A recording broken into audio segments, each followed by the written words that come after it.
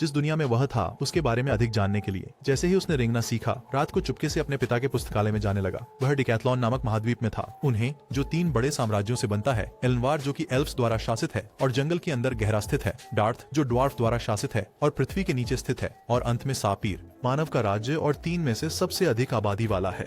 इस दुनिया में भी राजतंत्रीय प्रणाली है, लेकिन इस दुनिया में राजा बनने की प्रक्रिया आर्थर की दुनिया की तरह नहीं है।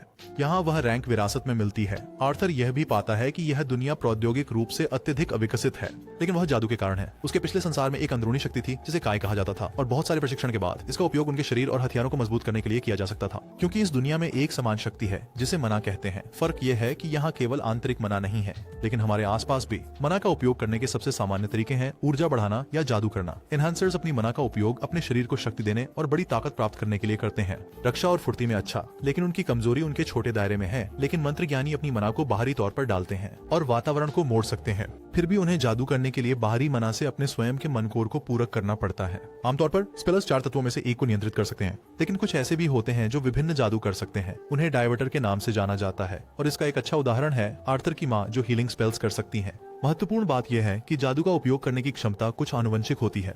100 में से केवल एक बच्चा जादू का उपयोग करने की क्षमता के साथ पैदा होता है। इसका पहला संकेत किशोरावस्था और यौवन के अंत के बीच होता है, जब मोनोकोर प्रकट होता है।